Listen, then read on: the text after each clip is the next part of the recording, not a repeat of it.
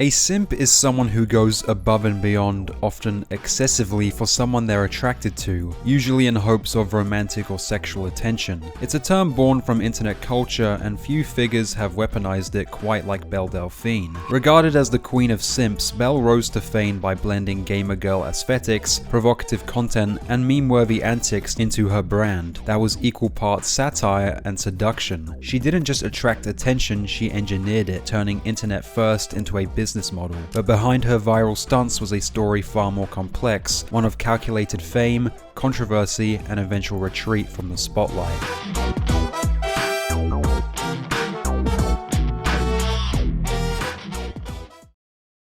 Belle Delphine, whose real name is Mary Belle Kirshner, was born October 23, 1999 in Cape Town, South Africa. At 23, Belle's mother, who originated from the United Kingdom, pursued a modeling job that took her to South Africa for a brief period. While there, she met Belle's father, who was involved in the film industry, working on both movies and commercials. After a year of being together, Belle's mother became pregnant. With her visa nearing expiration, the couple faced pressure to marry. Basically, they met and my mom got pregnant really fast with me, and then my mom's visa ran out.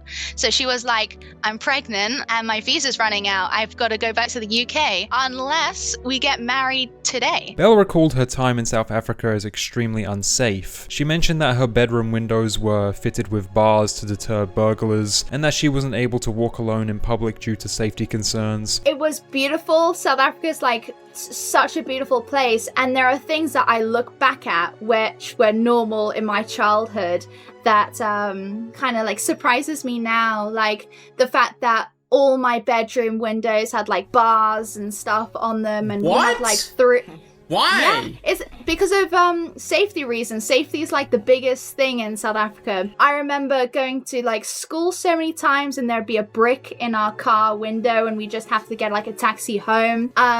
There was no way that I'd be able to walk around anywhere by myself because it was, it was just like that. Despite the challenges and lack of safety in her early environment, Belle was too young to grasp the full reality of the situation. She grew up in a devout Christian household, and through the lens of childhood, she remembered it as an enjoyable time, living near the beach and watching monkeys play in her garden. Belle's relationship with her father was negative. Throughout her upbringing, she often felt as though she had to tread carefully around him, describing a constant sense of walking on eggshells due to his highly judgmental nature, describing him as stern and an emotionally distant father. There was no aspect of raising children that he seemed to enjoy. My childhood was very much tiptoeing around my dad, and I think that was the main thing that I thought about him was just, he's going to shout at me if I do something. And for example, he wouldn't hold my school bag because it was pink, and real silly things like that.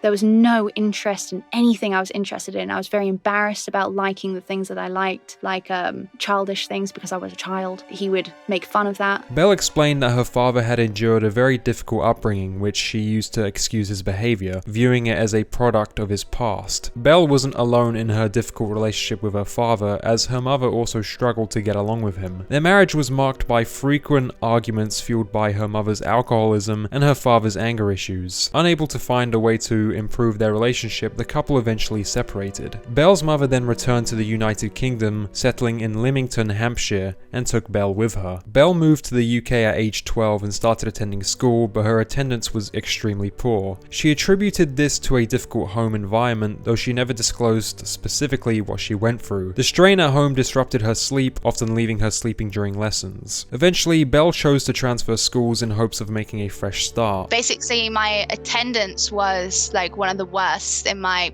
class or year or whatever, and whenever I did come into school, people would be like make jokes about it, like, oh, she's finally in, or something like that, and I'd be like, yeah. But basically, I was actually having a really, really hard time at home, and so I was finding going to school difficult, and when I would go into school, I just sleep all like in my lessons and stuff, and then it kind of got to a really bad point, and I was like, I can't go into school anymore, I want to move school. During this period, Belle was 14 and had developed an obsession with edgy content creators, particularly the trio dominating 2016, Filthy Frank, iDubbbz, and Max Mofo. Their edgy humor resonated with her own dark sense of humor. At the time, and Belle spent up to 12 to 15 hours a day online, forming friendships on Facebook where they exchanged edgy memes and messages with one another. This side of her personality, however, made it hard for her to form friendships at school. With no shared interests and a reputation for being different, Belle found herself isolated, often labeled as the weird girl. Unfortunately, Belle's move to a new school did little to improve her situation. One day on Facebook, someone posted a satirical message claiming to love cancer, and Belle, along with her online friends, joined in by adding sarcastic reasons why they also loved cancer in the comment thread. However, students from Belle's new school came across her comments and didn't see the sense of humor. Her comments were widely criticized as insensitive, leading her to receive dozens of messages confronting her about them. In some cases, the backlash escalated to threats of violence from fellow students. I was getting messages, hundreds of messages from people being like, it's so not funny because everyone's been affected by cancer. So everyone is coming to me saying how much it's affected their lives. But the thing is, I didn't mean to offend anyone, and I felt terrible. And I was like, what have I done? What have I done? And people were like, if you come into school, I'm going to beat you up. And I was like, shh.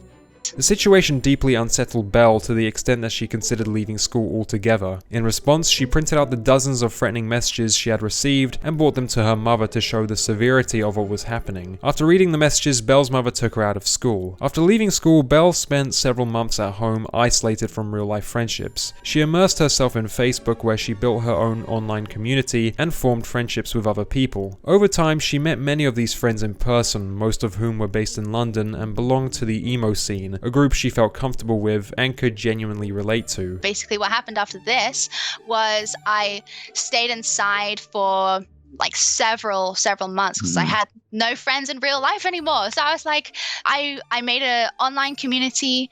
I didn't make it, I just joined it. And then I managed to make some friends from it, and I went to visit them, and then I met one who lived in London. And then I met them for the first time. There was like this emo group where everyone was like emo and scene, and I was like, this is awesome. You might be wondering about Belle's relationship with her mother. Unfortunately, Belle described it as largely indifferent. After dropping out of school and traveling across the UK to meet friends she made online, her mother never intervened or questioned her choices. Belle even recalled an instance at age 14 when she left home to stay for a day at the house of a 25-year-old she had befriended, an event her mother didn't challenge at all. I'd stay around a friend's house, and then I wouldn't even tell my mum, and then I'd come back the next day and she wouldn't even ask where I was.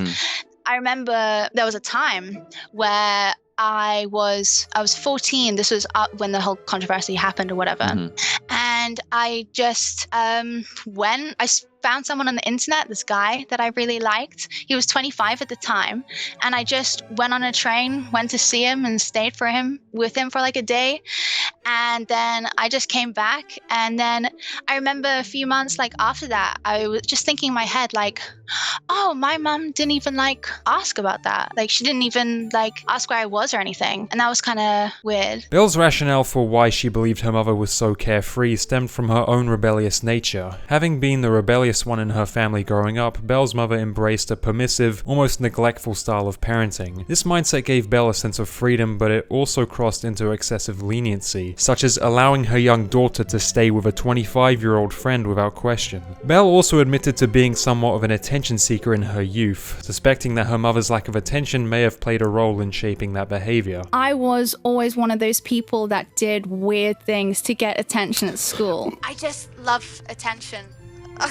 I'm like Tinkerbell from Peter Pan. I die if I don't get enough attention. During this period, Belle developed a deep interest in cosplay and Japanese fashion, with a particular fascination for kawaii. Kawaii is a Japanese cultural style centered on appearing cute, where the outfits that would be worn stemmed from frilly dresses, oversized bows, and fluffy bags. Kawaii basically just means cute. So anything sweet looking or colorful, kind of what you imagine when you think of Harajuku, Japan, very bubbly. And that's what I've always been kind of interested in. I've always been drawn to cute things and fluffy things, and it never really stopped for me as I grew older. It probably just intensified. Belle began regularly sharing photos of herself in kawaii-style outfits on Facebook, continuing this creative expression for several years. Motivated by the success of YouTubers she admired, Belle launched her own YouTube channel in July 2016, starting out with makeup tutorial videos. But after turning 18, she she found herself at a crossroads, unsure of what direction to take in life. Eager to move out, she struggled to find work due to having left school early, as she lacked GCSEs and any academic qualifications. She recounted one attempt at earning money through babysitting, where one day she handed out flyers to neighbors to advertise her services. Eventually she landed a client and charged £6.50 an hour, but the experience was horrible. The children reportedly had autism and behaved erratically, and the mother returned home 16 hours later than expected. After that incident, Belle decided to give up babysitting entirely. Belle once again found herself questioning what direction to take in life. At the time, she was following several kawaii models online who shared nude photos of themselves and received significant attention. Inspired by their success, Belle chose to follow a similar path, posting nude images of herself in kawaii-themed cosplay. She shared these images on Instagram, and within just a month, her account skyrocketed to 1 million followers. Then I started following older girls who were doing lewder things, and I just thought that was really cool at the time. And I was still like young at the time, so obviously I didn't do it. I waited until I was 18, and then 6 months into being 18, I think that's when I was kind of like, this is something that I'm going to do for myself now, and just experiment with it and see how it kind of goes. Started a Patreon then, and I was like, okay, maybe there's something in this, maybe I can take this seriously, let me see what I can do if I start maybe pushing it to lingerie pictures, because realistically that's what people are going to pay for.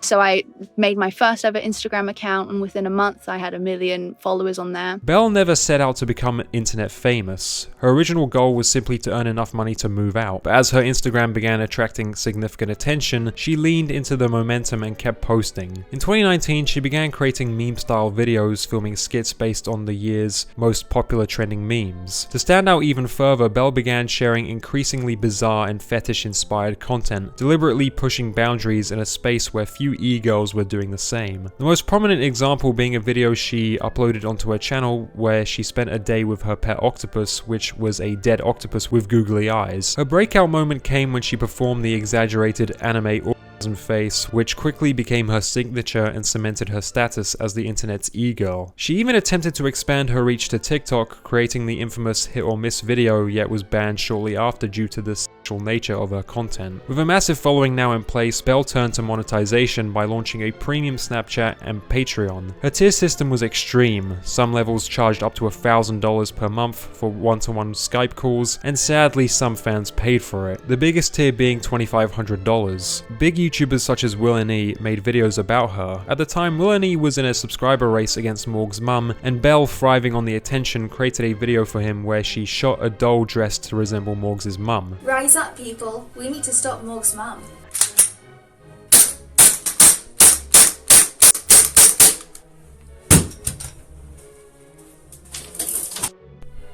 Belle Delphine was receiving an extraordinary amount of attention, so much so that even PewDiePie, the most subscribed YouTuber at the time, created multiple videos reacting to her content. A major factor in her rising popularity was the comment section of her Instagram posts, which overflowed with explicit, often over-the-top messages from fans, earning Belle Delphine the title of the Queen of Simps. With the giant amount of attention Belle was gaining, it wasn't long until she fell into her first controversy. A YouTuber named Indigo White released a now-deleted exposed video accusing Belle of being involved in a scam. According to the claims, when Belle was 17 and actively posting kawaii cosplay content, she was approached by an anonymous individual who proposed the scheme. They could earn thousands of dollars a month by stealing nude photos of women from Tumblr, passing them off as Belle's, and selling them. Indigo White shared screenshots that appeared to show the two discussing the plan. Belle initially seemed unsure, but eventually agreed to participate. The scheme unraveled when one of the women whose photos had been stolen discovered what happened and confronted them. One of the girls nudes she stole was a girl named Minty, and Minty doesn't have that many followers, so you know, she's not super well known, but she found out about it and got in contact with them, called them out, and then Belle like kind of apologized, but she like never really publicly apologized. She doesn't really own up to it. She doesn't really seem to understand that like she really f***ed up here. I don't know. Just the way she handled that situation was suspect, but basically she tries to cover it up. She admits everything. She sends Minty the screenshots of everything. She like admits to all of this, and then she won't like publicly own up to it. She like wants to sweep it under the rug. Indigo White created her video about Belle because she believed it was necessary for Belle to issue a public apology. So Minty basically wants people to stop focusing on the money, and she's just hoping for a public apology from Belle and for her to like own up to her take responsibility, apologize, you know, but she can't do that. While Belle's actions were undeniably wrong and not justifiable, many who read the messages and followed the controversy felt she wasn't entirely to blame. They believed she had been manipulated into participating in the scheme and pointed to her age, just 17 at the time, as a factor, suggesting she lacked the maturity to fully grasp the consequences. Belle also apologized to Minty in private, showing a degree of accountability. With this perspective widely shared, the drama had little lasting impact on her reputation and quickly faded from public attention. Shortly after previous drama subsided, Belle sparked a new wave of controversy. In June, she posted on Instagram, "If this photo gets 1 million likes, I'll actually make a Pornhub account. The time has officially come." The post quickly surpassed 2 million likes, prompting her to follow through and create the account. However, contrary to expectations, Belle didn't upload explicit content. Instead, she released a series of troll videos with provocative clickbait titles. One notably claimed she was playing with 2 big cocks, which turned out to be footage of her handling chickens. Funnily enough, this bait and switch approach frustrated many of her viewers who had genuinely expected adult content and felt misled. Belle Delphine thrived on attention, often going to bizarre lengths just to provoke a reaction. Eventually, she decided to monetize her growing fanbase more by selling products. Inspired by Japanese culture where items like used underwear can be purchased from vending machines, Belle came up with the idea to sell her own bath water for $35 a bottle. She reportedly took 6 baths and filled 500 bottles with the water. After announcing the product online and listing it on her website, the entire stock sold out within a single day. Where I got inspiration from it was I knew that Japan has panty vending machines. How many did you sell? Oh, I think I only ordered around 500 or 600 things and it sold out, within a day or 2 days, maybe max. Belle's bathwater stunt quickly became her most notorious stunt. Hundreds of YouTubers jumped on the trend, creating videos that review the product, some even went as far as to tasting or vaping it. The bizarre nature of the stunt turned into a massive meme in 2019. In fact, fake news articles were made stating that people who tasted the bathwater developed transmitted diseases, something Belle had to later clarify as false as the websites provided zero evidence to such claims. Belle had also nearly faced legal issues over her bathwater stunt as she initially forgot to provide a disclaimer for customers to acknowledge before purchasing. I did get into a little bit of a sticky, legal thing, because basically when I sold it, I didn't put any disclaimer on the website and I didn't put any disclaimer on the packaging. So what I had to do was I had to re-email everyone who bought it and say you need to sign this before I can send it to you. So it took so long and it was such a bore, but I did it and most people replied back and then I was covered, but I just forgot to put that disclaimer, and apparently that disclaimer is very important because someone in America could drink it and be like, this, made me sick. And then they could sue me. The bathwater controversy didn't end there. Belle reportedly earned over $90,000 from the stunt, but when the funds were transferred into her PayPal account, PayPal froze her earnings and seized the revenue. Since it's been a couple years now, I can finally share the biggest L I've ever taken. Not only did I not earn any money selling my bathwater, I in fact lost money doing it. PayPal without any warning closed my PayPal account and took the $90,000 that I earned from selling my bathwater. There was nothing I could do. I tried phoning them up and they just said, sorry, nothing we can do. I knew it would be better news story to say that I made so much money from selling my bathwater, so I just kept this secret. Ultimately, I'm still glad I did it since it was a really funny time on the internet when it happened, and I still did mail out all the bathwater people bought from me, which I did all by myself. So PayPal, I guess. I apparently broke one of their TOS, and each time you break a TOS you receive a minus $2,500 penalty. So each payment of the bathwater that went through was a break of TOS, which resulted in minus $2,500 every time without me realizing. They wouldn't tell me which PayPal rule I broke, and they wouldn't give me any more information because of security risk. So I don't know if it's because they don't allow sex workers to use their platform, or if they've had a specific issue with me selling bathwater. Regardless, not even knowing felt With her newfound success, Belle considered reconnecting with her father, a man she hadn't seen in years due to his residence in South Africa and their lack of contact. Eventually, he flew to the UK and visited her newly purchased home and boyfriend. Belle had kept the nature of her career hidden, knowing he likely wouldn't approve. When he discovered how she was earning her income, he reacted harshly, sending her a series of hurtful messages. After that visit, he left and the two never spoke again. He came over to my house, met my partner for the first time. It all went well. And then obviously he saw that I owned a house and was like, how has she done this sort of thing like that? And obviously I guess Googled me straight afterwards. And then I think it was that evening or the next day, he just went wild, went crazy, and was just, the messages he was writing, it was horrible. Later that year, Belle attended the 2019 Pornhub Awards, an annual adult entertainment awards ceremony held in Los Angeles, where she won the Best Celebrity category. Belle had achieved massive success online. What began as a young woman sharing cosplay photos had evolved into her becoming one of the internet's biggest e-girls, where her content and stunts earned thousands upon thousands in revenue. But despite her massive success, her career took a troubling turn. In July of that year, Belle's Instagram, which at its peak held over 5 million followers, was permanently suspended for violating the platform's community guidelines, specifically related to nudity and sexually explicit content. At the time of Belle's suspension, there was a vocal group online expressing hostility towards sex workers, accusing them of evading taxes. Belle believed another possibility for her ban was that hundreds of these users had coordinated to mass report her account, ultimately leading to its suspension. I know this one time it was led by these people who were trying to make this movement saying like, oh, sex workers don't pay their taxes or whatever, let's report all the sex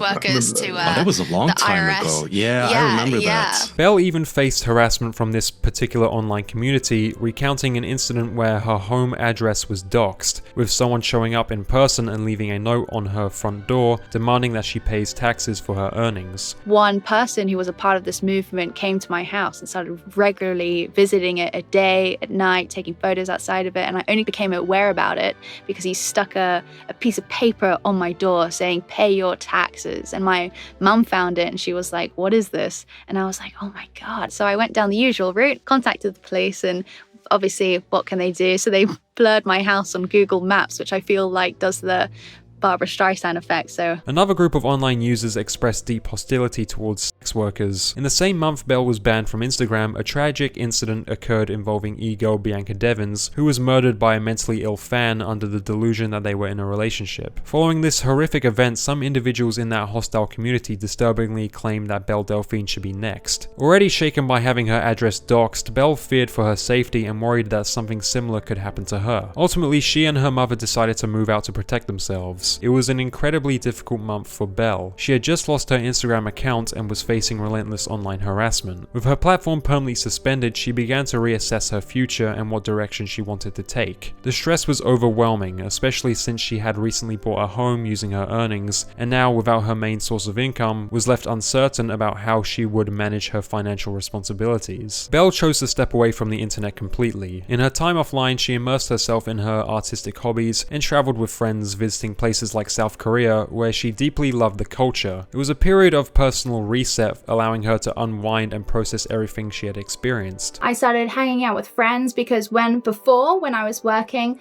I really didn't meet up with any of my friends at all, and I hardly saw my family. I'd probably see my family like, I don't know, once every 1 to 2 months. And then I went to Korea, which was fun. I drank lots of what's it called? About that. Salt? Soju, that's it. And I crafted a lot. I made loads of Halloween decorations. During her hiatus, Belle still maintained access to her Twitter account. In October, she posted a tweet featuring a photo of her mugshot claiming that she had been arrested. Belle followed up with a post showing a car spray painted with the words, "Give me my hamster back." Alongside the image, she claimed, "I STG'd this girl, came to my party and stole my hamster. I have no idea why or who the f does that. I spray painted the f out of her car and got arrested. At least I got my hamster back."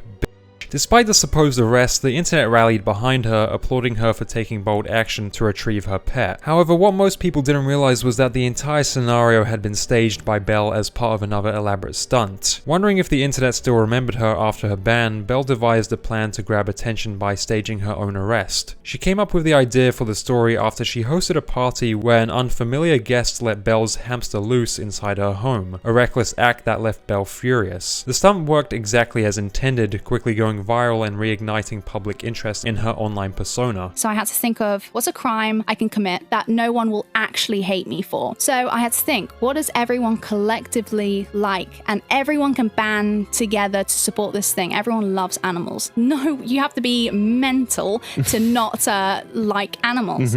So I was like, right, there we go. That's one thing that I can do to create a crime on to protect something. So basically, this spawns from truth because I had a party, basically. A girl who I didn't know came around to this party and because I have 2 hamsters of my own, and she opened up my hamster cages without my permission, took out my hamster and just let it loose. She was obviously drunk. Following her staged arrest, Belle continued her hiatus and vanished from the online spotlight. But as 2020 rolled in, she needed a new source of income. That same year, OnlyFans, a platform where creators could sell adult content, was rapidly gaining traction. Belle decided to join, returning to nude content creation. True to her style, she didn't announce it quietly. Inspired by rapper 6ix9ine's post-prison comeback song Goober, she created her own parody music video titled I'm Back, released on June 17th, 2020. Belle's OnlyFans quickly exploded in popularity, attracting a massive wave of subscribers. She was incredibly active on the platform, often uploading 30 to 40 photos of herself each day. Her OnlyFans grew so successful that she began earning over £1 million per month, a transformation that completely reshaped her life. The OnlyFans thing is relatively new for you. Did that change your whole life? Yeah. I mean, yeah. It was crazy because I left the internet for a year. I thought my career was over. I was like, I'm going to have to move out of my house because I can't afford it anymore. And I was so in the mindset of thinking I had this opportunity and it's completely gone. Belle had previously described herself as having been a sexually open person from a young age. She mentioned attending swinger parties, social events where individuals or couples consensually engage in sexual activity with others, as part of her early experiences. I've been to quite a few swingers clubs, so like people having sex all in a room. Yeah, and you together. switch, right? You switch? Personally, I have never switched, but it was kind of hot like doing it in a room full of other people doing it. Belle also came up with the idea of sending YouTubers gifts to spark content and drive attention to her page. One of her strategies involved creating mystery boxes filled with bizarre and suggestive items, designed to get YouTubers to make reaction videos that would boost her visibility. The following month, Belle released a music video titled Plushie Gun, which showcased her in provocative poses alongside toy guns. Due to the video being so graphic, YouTube took it upon themselves to terminate her channel several months later in November. Belle reached out to YouTube via email to appeal the termination of her account, but her request was denied. The platform cited her overly content as the reason for the ban, a decision many saw as hypocritical given the amount of mainstream music videos with similarly explicit videos. Frustrated, Belle voiced her concerns on Twitter, writing, "Hey Team YouTube, why was my YouTube account terminated with no warning, no strikes for content when you allow and promote songs like WAP seems a little sus." Her tweet sparked widespread support, with many YouTubers criticizing YouTube for hypocrisy and failing to follow its own protocol of issuing warnings or strikes before banning creators. Just a day later, YouTube reversed their decision and reinstated her account. I screamed when it came back. I was so happy. Because when you lose something, because I lost my Instagram and I thought that was going to come back because it had before, and then it didn't come back. So I was like, this is just that over again. I've lost my YouTube. I had given up. So I already came to terms with losing that. So when it came back, it was like, Christmas has come early, baby. I can guarantee if I didn't make any of those tweets about it, it would still be gone. Really? Yeah. You got some crazy support for it though. Keemstar, Kavos. I know, it was like, it went everywhere. It was really probably the nicest time on the internet that I've ever had. Despite earning millions online, Belle was still hungry for greater fame and visibility. Looking to take her career to the next level, she made the bold decision to enter the adult film industry. On November 22nd, she publicly announced on Twitter that she would be releasing an adult tape scheduled to drop on Christmas Day. Belle then appeared on several popular podcasts, including Happy Hour and Impulsive, aiming to build attention and anticipation around her upcoming adult tape. During these episodes, she revealed who she was making the video with and shared details about the broader plan she had in mind for the release. And even more than that, bigger news, who are you going to be doing the video with? With my partner. There we go. Broken so many hearts just there, Belle. So I was trying to think of something, and then I came up with this idea. So in my first video, I'm going to be selling. No! What is that? Condoms? Oh, it's a condom. The condom that we use in the first video. On Christmas Day, Belle released her highly anticipated video. It opened with a man in a teddy bear costume unboxing Belle from a gift wrap box, and I think you know what happens next. The video instantly went viral, generating massive attention and earning Belle over £5 million. Belle spoke with her mother early on to make sure she was comfortable with the content she was creating on Patreon, something her mother had no issue with at the time. However, when Belle later transitioned into adult film work, her mother was not happy, causing a fallout between them, leading to a temporary break in contact. Following the success of her adult tape, Belle sparked controversy with another explicit video. This time she portrayed a scenario in which she was kidnapped and engaged with a masked man, an act many viewers interpreted as mimicking SA. The internet reacted strongly, with viewers accusing her of prompting rape-themed pornography. However, others defended her, arguing that while the concept was provocative, it was consensual and didn't cause harm. Once again, Belle appeared to be testing the boundaries of what she could post in pursuit of attention. In response to the backlash, she addressed the criticism directly, stating, "There is nothing wrong with enjoying power play and BDSM where both people are consensual. I think saying because I enjoy consensual non-consent is promoting is the same as the argument that violence in video games promotes violence. I made it very clear in the caption of my photo and anything written about it that I was enjoying it and that it was consensual. I never said the word or anything against my will. This is what other people have put onto it. I enjoy the idea of being tied up and used, with my consent obviously. Another thing that people have said is that I'm trying to dress like a child, which to me is insane. I felt like dressing vintage that day and even styled my hair in a beehive that was very common for women of the time. All the clothes I wear are made for adults, so the only thing that people can comment on maybe is the fact that I'm wearing a cute dress. It's very confusing for me since I see other people dress like it all the time. If it's about how I genetically look, I can't change that, and I will not apologize for it either, nor will I stop being sexual since I am a sexually active adult. No one likes rape, no one wants rape to exist. Saying that I support rape is the same as saying that 50% of the female population does, because if you look at statistics based upon this, from studies done over the last 30 years including new studies, 31 to 61% of women have power play / fantasies in the exact same way. I consented to being tied up and to having rough sex. I am not apologizing for anything. What I did wasn't wrong, and much more normal than people think. Look at one of the most common outfits and fantasies. Schoolgirl. If you wear that, are you promoting now? The front page of websites include fantasy scenarios of every different kind you can think of. Stepmom, teacher, etc. Just because someone likes the fantasy of something doesn't mean they want it in real life. This is complex and explorative, but should always be consensual. I post a lot of stuff to my Twitter because it's for my OnlyFans. People who are sensitive to kinks and content shouldn't be following me. I made it very clear that I'm posting hardcore.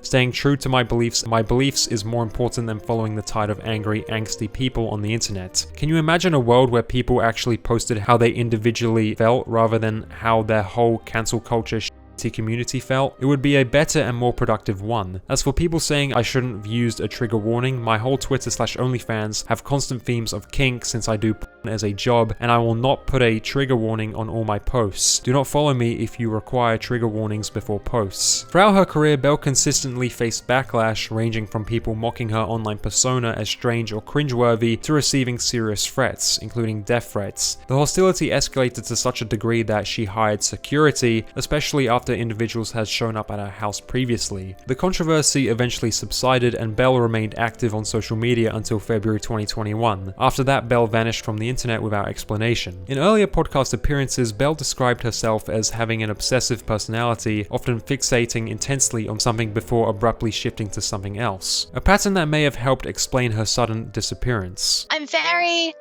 switch and flip.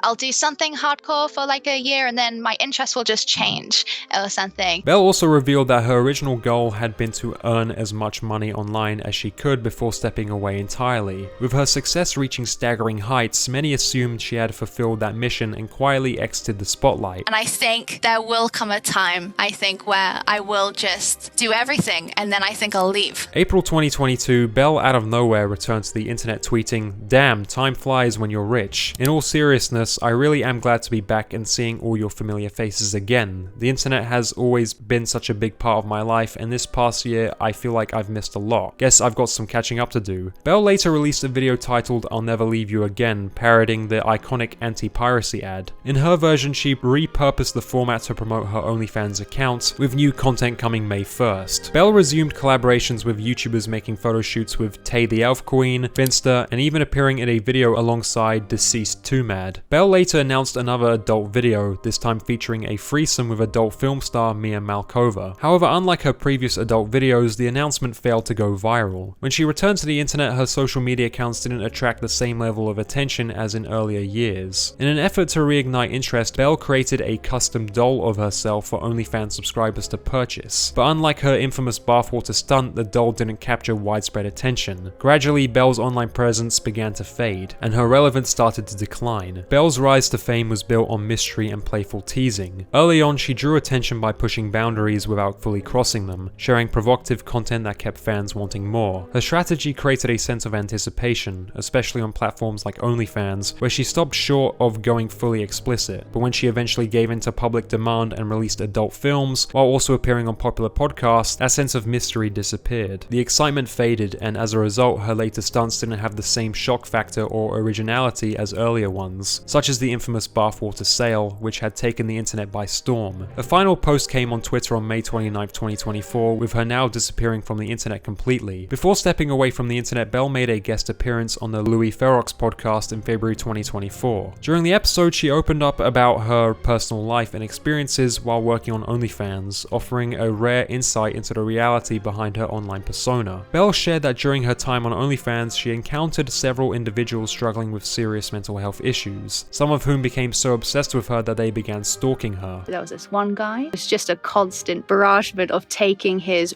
very erratic, strange messages and emails and letters and posts and all of these things, claiming that he knew who I was and that I was a 30-year-old woman and that we were in love and that he met me many times and that we had this whole relationship, and he'd rewrite the same handwritten letter hundreds of times and send me sad gifts. He actually also sent me his birth certificate, his passport, and all of his credit cards, which is when I first contacted the police, because I was like, this guy is not mentally stable, and now he sent me all of his credit cards, his documents. This was essentially Belle highlighting the darker side of work. Her encounters with unstable and sometimes dangerous individuals played a major role in why she wouldn't recommend the industry to others, particularly not her own children in the future. And how's your relationship with your mum? It's getting better. She's okay with the sex work? She wasn't at first, which I don't blame her at all. It's not a good thing for your child to do. I wouldn't want my children to do it. It's not something that you dream for your children to do, so I understand why she was contentious about it at the beginning. Interestingly, Belle admitted that while she did enjoy her time online, she would choose to completely erase her past if given the chance. I never wanted to be known, a known person or famous. You weren't aiming to be famous? Oh gosh, no. If I could somehow find a way to have a stable future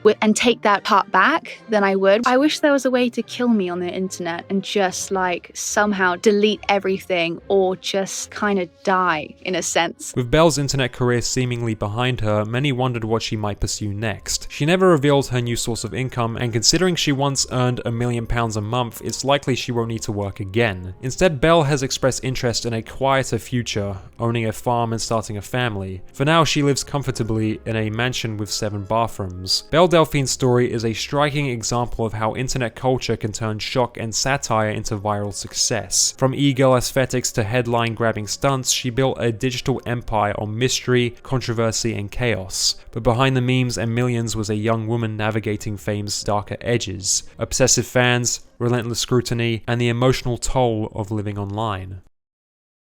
Hey guys, it's Kluster. Thank you very much for watching this video. Every time I post a video, I post a few days before uploading a community tab, hints to the video. So if you guess right, you get a shout out. So the person that won the shout out this time is Astro Iveda. I think that's how you pronounce your name. I'm sorry if I got that wrong. And yeah, that's all I got to say. Again, thank you for watching this video. Subscribe, like, dislike, whatever. And as always, join the Clown Empire.